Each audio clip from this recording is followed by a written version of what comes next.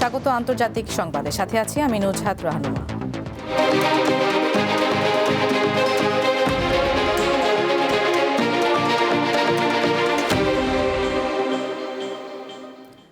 যুক্তরাষ্ট্রের president Donald ট্রাম্পের উদ্যোগে গঠিত গাজার বোর্ড অফ পিসে যোগ দেওয়ার আমন্ত্রণ পেয়েছে ভারত ও পাকিস্তান, তবে এখনও সিদ্ধান্ত জানায়নি দিল্লি। রোববার পাকিস্তানের পররাষ্ট্র মন্ত্রণালয়ের মুখপাত্র আমন্ত্রণের তথ্য জানিয়ে এতে যুক্ত থাকার কথা নিশ্চিত করেন। সংবাদ সংস্থা রয়টার্স জানিয়েছে, ট্রাম্পের আমন্ত্রণ গ্রহণ করে বোর্ড অফ পিসে যোগ দিলে প্রাথমিকভাবে ৩ বছরের জন্য এই গোষ্ঠীর সদস্যপদ পাওয়া যাবে, তবে তা স্থায়ী নয়। স্থায়ী সদস্যপদের জন্য অর্থ ব্যয় করতে হবে। $100 কোটি অনুদান দিলে বোর্ড অফ পিসের স্থায়ী সদস্য হওয়া যাবে। প্রেসিডেন্ট ট্রাম্পের এই উদ্যোগে প্রায় 60টি দেশকে আমন্ত্রণ জানানো হয়েছে।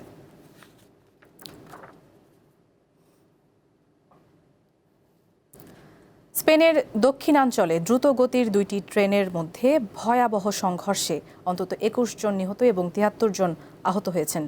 বিবিসি জানায়, স্থানীয় সময় রোববার সন্ধ্যায় কর্ডোবার কাছাকাছি আদমুস শহরের নিকটে এই দুর্ঘটনা ঘটে। স্পেনের রেল নেটওয়ার্ক পরিচালনাকারী সংস্থা জানায়, মালাগা থেকে মাদ্রিদগামী একটি উচ্চ গতির ট্রেন লাইনচ্যুত হয়ে পাশের আরেকটি লাইনে গিয়ে পড়ে। এ সময় বিপরীত দিক থেকে আসা মাদ্রিদ থেকে হুয়েলভাগামী আরেকটি ট্রেনের সঙ্গে সংঘর্ষ হয়, এতেই হতাহতের এই ঘটনা ঘটে। রেল কর্মকর্তারা বলছেন, ট্রেনটিতে অন্তত 300 যাত্রী ছিলেন। উদ্ধারকর্মীরা এখনও লাইনচ্যুত বগিগুলো থেকে আটকে পড়া যাত্রীদের উদ্ধারে কাজ চালিয়ে যাচ্ছেন।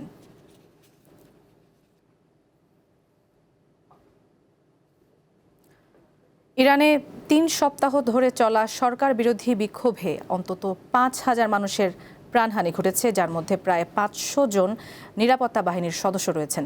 বিক্ষোভ, সহিংসতা ও হতাহতের জন্য যুক্তরাষ্ট্র ও ইসরায়েলকে দায়ী করেছে ইরান। জবাবে মার্কিন প্রেসিডেন্ট বলছেন, ইরানে নেতৃত্ব পরিবর্তনের সময় এসেছে। জবাবে খামেনির ওপর যে কোনো ধরনের হামলাকে যুদ্ধ ঘোষণার শামিল হবে বলে হুঁশিয়ারি দিয়েছেন দেশটির প্রেসিডেন্ট মাসুদ পেজেশকিয়ান। অর্থনৈতিক সংকট ও নজিরবিহীন মূল্যস্ফীতির কারণে গত বছরের 28শে ডিসেম্বর থেকে শুরু হওয়া বিক্ষোভ খুব দ্রুতই ইরানের সরকার বিরোধী আন্দোলনে রূপ নেয়। বিক্ষোভকারীরা সরকারি ভবন, পুলিশ ও অন্যান্য বাহিনীর কার্যালয় ও সদস্যদের ওপর হামলা চালায়। বিক্ষোভ দমাতে ইরানের শাসকরাও এক পর্যায়ে মারাত্মক মারমুখী হয়ে ওঠে। শুরুতে বিক্ষোভে হতাহতদের বিষয়ে চুপ থাকলেও প্রথমে 2000-এর মতো মানুষের মৃত্যুর কথা স্বীকার করে সরকার। সবশেষ বলা হয়েছে অন্তত 5000 মানুষের প্রাণহানি ঘটেছে। এর মধ্যে নিরাপত্তা বাহিনীর সদস্য প্রায় 500।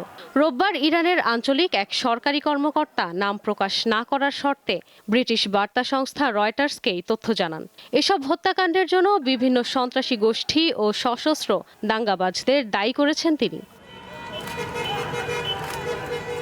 ইরানের উত্তর পশ্চিমের কুর্দি অধ্যুষিত এলাকায় সবচেয়ে ভয়াবহ সংঘাত ও সর্বাধিক প্রাণহানির ঘটনা ঘটেছে বলে জানিয়েছেন তিনি। এছাড়া ইসরায়েল ও বিদেশে থাকা সশস্ত্র বিভিন্ন গোষ্ঠী বিক্ষোভে হত্যাকারীদের অস্ত্র সরবরাহ করেছে বলেও অভিযোগ তার।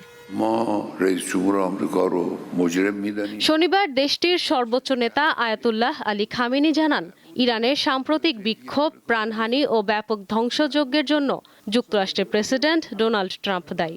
এর জবাবে মার্কিন প্রেসিডেন্ট বলেছেন, ইরানের নেতৃত্ব পরিবর্তনের সময় এসেছে। খামেনির দীর্ঘ 37 বছরের শাসনের অবসান চান তিনি।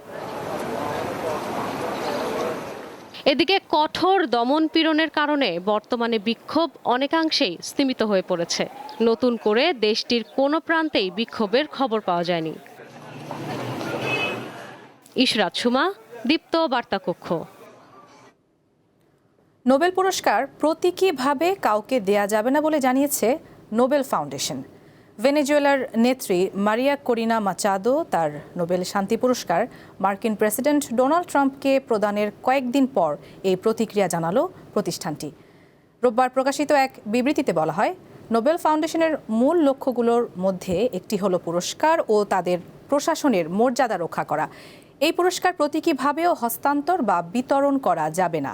বিবৃতিতে জোর দিয়ে আরও বলা হয়, আলফ্রেড নোবেলের ইচ্ছা এবং এর শর্তাবলী সমুন্নত রাখে এই ফাউন্ডেশন।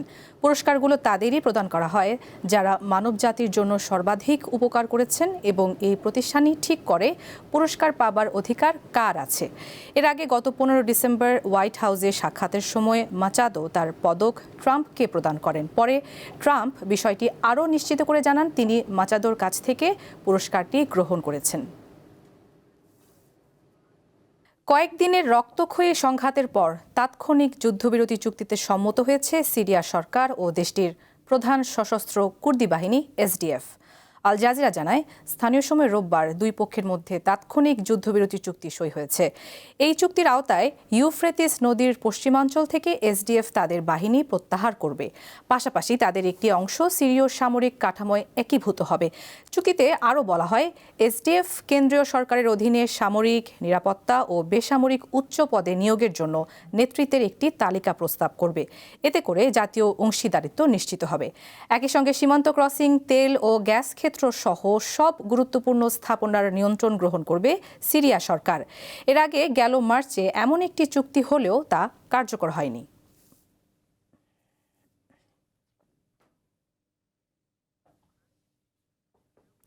চিলিতে ভয়াবহ দাবানলে প্রাণ হারিয়েছেন অন্তত 18 জন।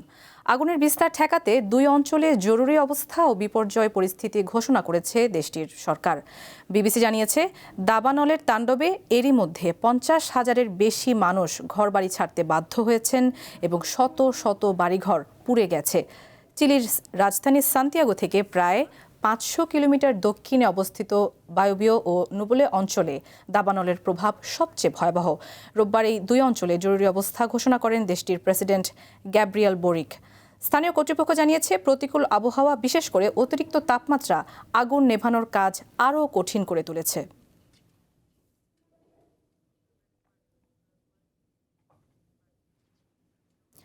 পকেটে ডলার ভরতে নানা ফন্দি ফিকির শুরু করেছেন যুক্তরাষ্ট্রের প্রেসিডেন্ট ডোনাল্ড ট্রাম্প। এবার 100 কোটি ডলারে তিনি বিক্রি শুরু করেছেন গাজার তথাকথিত শান্তি পরিষদের সদস্য পদ। এ অর্থের নিয়ন্ত্রণ থাকবে ট্রাম্পের হাতেই। 100 বিলিয়নে মিলবে ট্রাম্পের জাতিসংঘে সদস্যপদ। ব্লুমবার্গের প্রতিবেদনে বলা হয়, প্রস্তাবিত এই সংস্থার একটি খসড়া সনদে ডোনাল্ড ট্রাম্পকে বোর্ড অফ পিসের প্রথম চেয়ারম্যান হিসেবে উল্লেখ করা হয়েছে। নতুন কোনো সদস্য নেওয়ার ক্ষেত্রেও তার ভেটো ক্ষমতা থাকবে।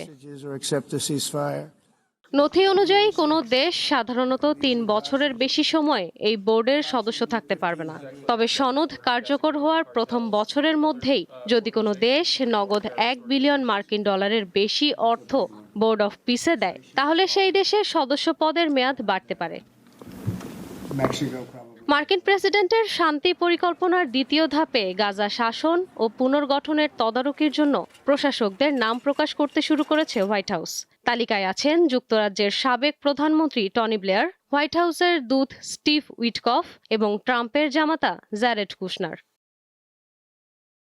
সনদে বোর্ড অফ পিসকে বর্ণনা করা হয়েছে একটি আন্তর্জাতিক সংস্থা হিসেবে, যার লক্ষ্য হল সংঘাত আক্রান্ত বা সংঘাতের ঝুঁকিতে থাকা অঞ্চলে স্থিতিশীলতা আনা, আইনসম্মত ও কার্যকর শাসন ব্যবস্থা পুনঃপ্রতিষ্ঠা করা এবং দীর্ঘমেয়াদী শান্তি নিশ্চিত করা। 3টি সদস্য রাষ্ট্র সমর্থন দিলেই এই সংস্থা আনুষ্ঠানিকভাবে কার্যক্রম শুরু করতে পারবে। এই বোর্ডের সনদটি বিশ্বের ডজন খানেক রাষ্ট্রপ্রধানদের কাছে পাঠানো হয় তাদের সদস্য পদের আমন্ত্রণ জানিয়ে।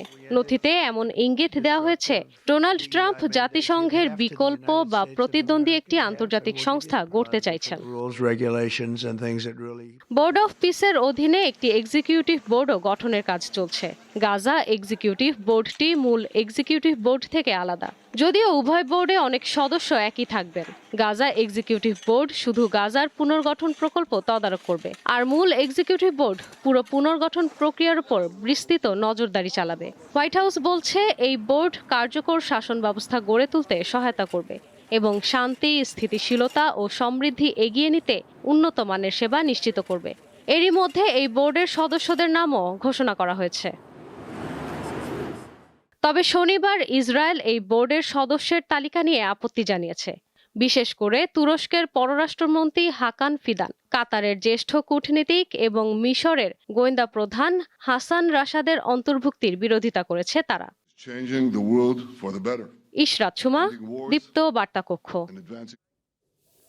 দর্শক, এই ছিল এখনকার মতো। এরপর দুপুর 2টায় দীপ্ত সংবাদ দেখার আমন্ত্রণ। ধন্যবাদ সবাইকে।